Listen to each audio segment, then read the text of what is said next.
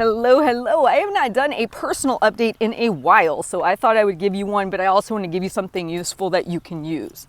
So April 2022, I took a no scale month where I just stayed off the scale. And I do this, just so you know, long-term maintenance or people who are been on this journey for a while. I do that basically twice a year, at least. I take a month off the scale. At first it was just a week and I built up. And the reason I do that is because what I have learned about myself, and this is a journey created by you for you, is when I don't see the number every day for a month, I hyper vigilantly focus on my habits because it's weird. It's like I know that those are within my control. I can't see the scale, so I don't know what it's doing. So I put a lot of effort into my habits. What are the habits, you ask? It's tracking 100% of everything I eat. Not guessing, not like, like actually journaling everything. Like if I popped an extra strawberry in my mouth at night, I journal it. I do. And I did that for the month. And so anyway, the final results were, I ended up losing over the course of the month, I think it was 2.4 pounds. I was not aiming for a specific calorie target. I actually had a very gentle approach with myself. I know my maintenance is somewhere around 2,300, but I wasn't aiming for like a specific number. My goal each day was just to try to stop at 2,000 calories. So what was super cool is I went back through the entire month and I went and I figured out what my average calories for the month, what Fitbit says my average burn is, even though that's an estimate. And I figured out my average protein, carbs, fats, and saturated fat, because I'm working on a 6-month goal of having a lower LDL number when I go get my blood drawn in September. So I had all this great data of, what I ate, macros, and I ended up losing 2.4 pounds. So that's a great way to kind of assess, is it true? Where am I at? That kind of a thing. So I walked away with that. So that was an awesome experience. Do not be afraid to step off the scale. The scale in of itself is not going to lose the weight for you.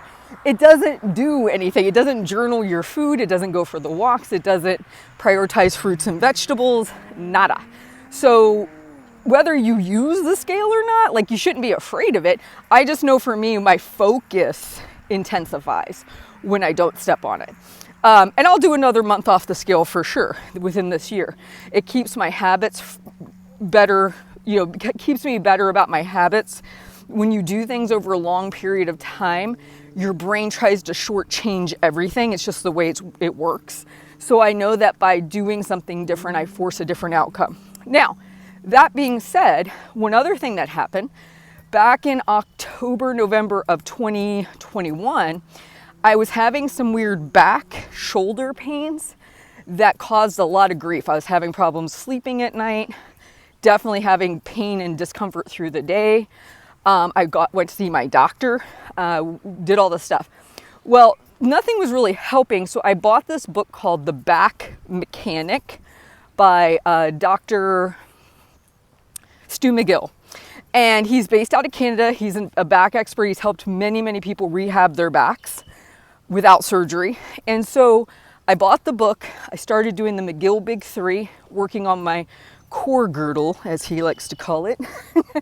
And I actually last week had 3 days where I hit personal records with my strength training. I had to really back off. There was a period where I was only doing lower body stuff because my upper body was not doing well. So my masseuse noticed too. She's like, wow. She says, your lower body's really strong. She says, but what's going on with the upper body? And then when I started to regain my strength from doing the McGill Big 3 and working on his suggestions, she noticed last time that my muscle mass had increased in my upper body again because I've been able to push it a little bit more. I'm doing things a little differently. I'm trying to really keep my back strong and braced. But I just want to encourage you, if you're somebody, and I'm 46, I've been on this journey now for 16 years. If you are somebody who hits up on pain and discomfort and you got something going on, number one, try to be cautious with your lower brain chatter, because what it's going to tell you is this is it. You're never going to do these things. And sometimes that might be true. I mean, there might be a doctor who says you'll never do this again. But what I want to encourage you to do is say, okay, what can I do? How can I work around this injury? I want to encourage you to look for ways to, start to help yourself. And I want you not to have the thought, doom and gloom, this is it, right? Because it doesn't serve you. It doesn't help you. And I may have another issue creep up. I almost guarantee it. There's going to be something else. But what you do is you just don't have a defeated mentality. You go, okay, yeah, this sucks. It's not what I want to be doing. I don't want my back and shoulder to be causing me this much pain to where I can't sleep at night and all this other crazy business. So, but this is what I'm facing, and I have a choice. You always have a choice. And so I decided to kind of back off what I was doing, change it up. Didn't mean I stopped exercising. I just worked around the injury. And then I started to incorporate some different things that Dr. Stu McGill had mentioned. And I started to become stronger again, less back problems, less shoulder problems. And I continue to do those activities now. I want to encourage you not to feel like once you have a problem, you'll never come back from it. Many you can, truly. So just have a really, be aware of your lower brain chatter. That's what's going to get in the way of you taking care of yourself. So anyway, just want to share all that.